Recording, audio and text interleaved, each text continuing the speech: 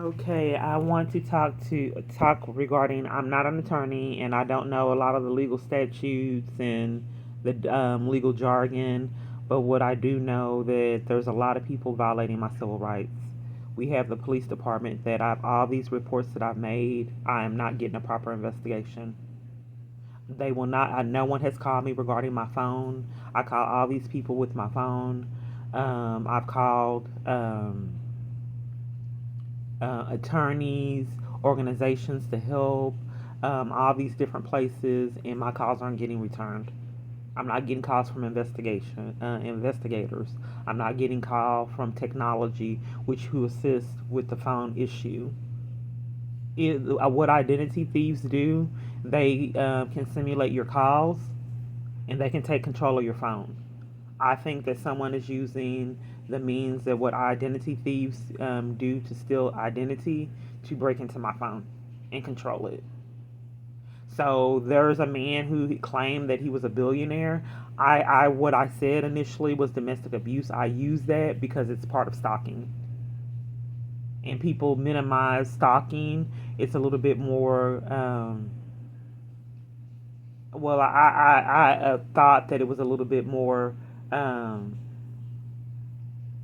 it would get more attention if I said the domestic abuse, which it still didn't. But it's really stalking. We didn't live together. It was an online situation. I went to go see him a couple times, and he had cameras hooked up in my house. I tried to report it to the police. How do I know? Because he used to post the things that I was doing online, what I'd have on, and tell me what I was doing. I had my phone screen covered up, my cameras on my phone, and he let me know that he knew what I was doing. He's arrogant. But the police came and they wouldn't cover. They kept covering for it. They said it was nothing they can do. I asked them if they can check for it. They wouldn't do it. And eventually, when he was getting caught in his crimes, they arrested me, April 28th, because it was building up the evidence. I kept calling the police, reporting it, and it started incriminating him. And when they incriminated him in Itasca, they arrested me.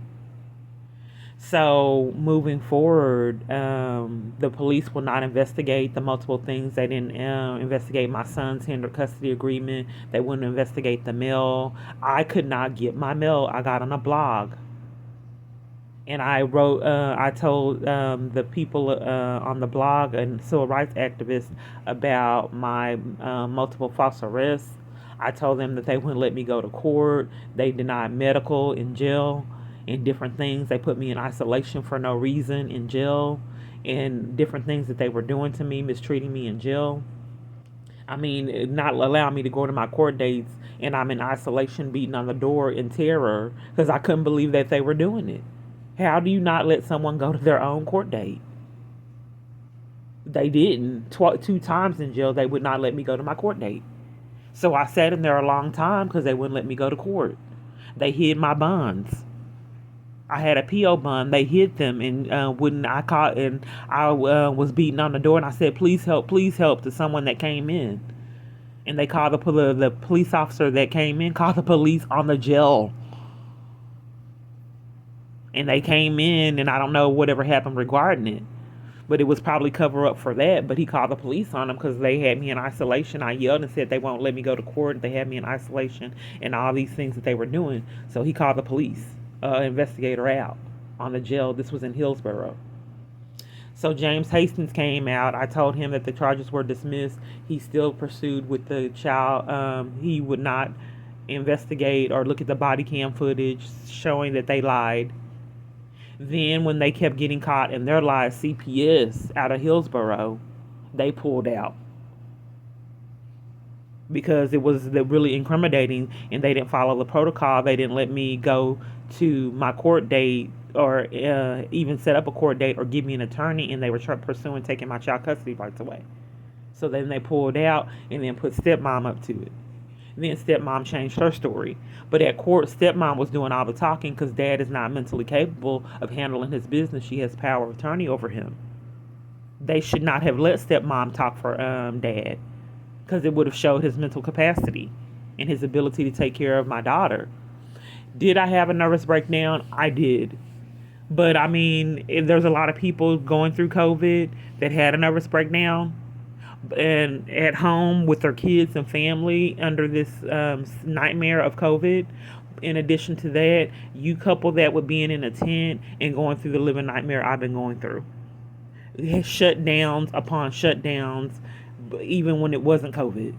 So it was harder for me because there was a team full of people making it difficult. Like when I went to hotels, they schemed so I wouldn't be in them during COVID. They were scheming so I couldn't ride the bus. People were. I had multiple assaults. I was attacked. Someone stole my phone. I had multiple false arrests. These police would show up and arrest me and give me criminal trespass. When he was mad, they detained me in these schemes. So I needed my phone to record them, and then they would scheme so I couldn't have my phone, and they steal my phone. I got attacked and someone stole my phone. I was on a bus July 4th, 2019. The train driver, it wasn't a bus, it was a train. The train driver locked me on the train. It was four boys I've never met before harassing me and threatening me on the train. And the train driver locked me on so I wouldn't get out. I pulled the emergency brake, and then he finally came out and said, "Why did you do that?" I said, "Because I'm getting threatened, and you won't stop this train." It would not open. It went several stops and would not open to let me out while I was getting threatened. So I told him to call the police because I was getting threatened. The train driver, he wouldn't.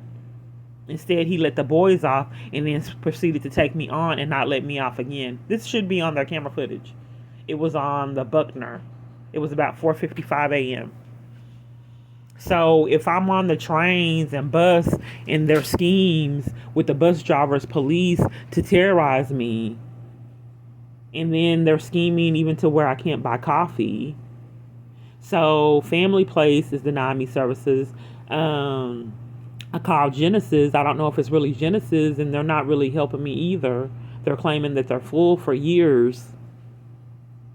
I call all these places with my phone. They say that they're full. I go in person to Family Place in different places, and they say that they're full. They could other places they call. I went to City Square for housing and different things, and they're denying services. I went to Stew Pot. The police came pushing and shoving and made me leave without getting services at Stew Pot. And what these places, multitude of places would say is you have a criminal trespass to keep me from getting services, future services too.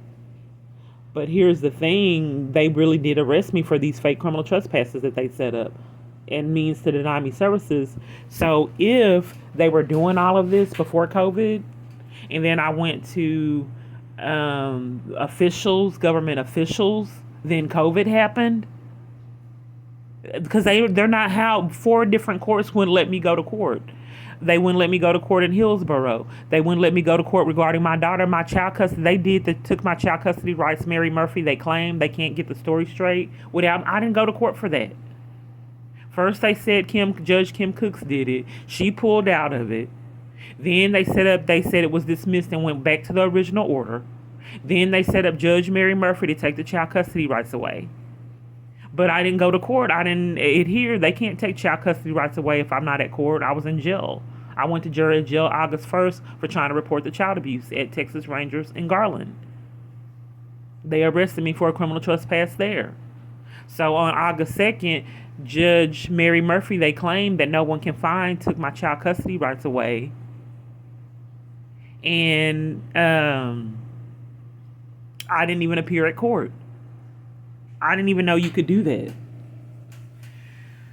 So these are the conspiracy to violate civil rights crimes that I'm speaking of. There's multitudes of places that won't give me service, like CPS, Department of Family Protective Services. They will not investigate anything. They won't give me a caseworker. They gave me a caseworker and didn't contact me and then closed the case. They claimed with Emily 2019. But I've been reporting things after that, and they won't give me a caseworker, and they ignore it and won't investigate.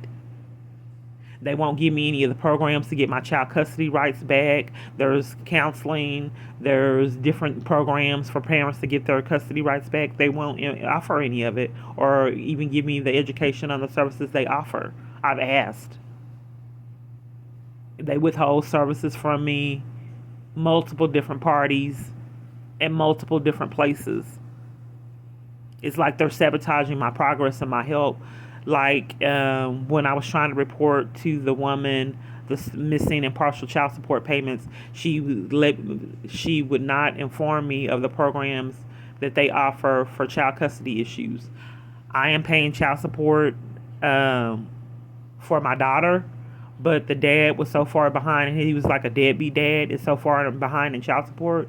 I'm still getting it, but they're also garnishing his child support. I'm paying child support, but they're taking the arrearage for half the amount that he owes. That's why I'm still getting it. He was behind a lot.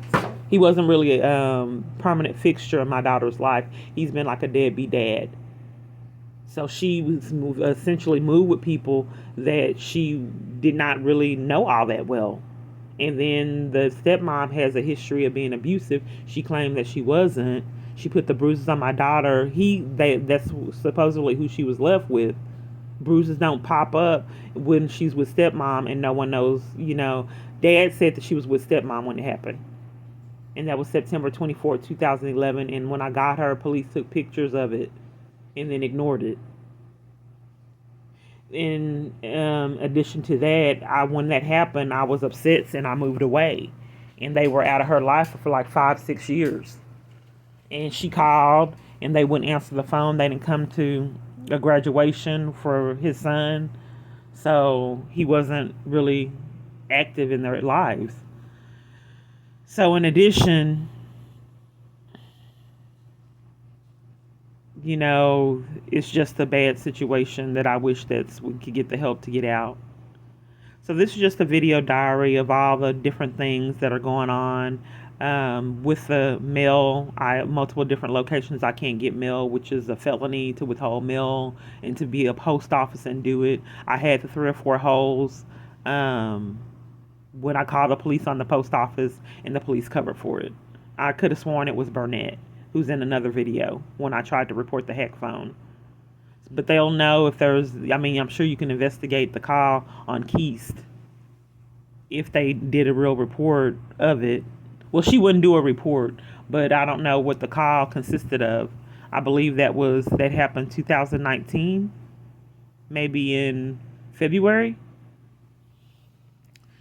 So anyway, this is a video diary of how I'm still getting denied the services today.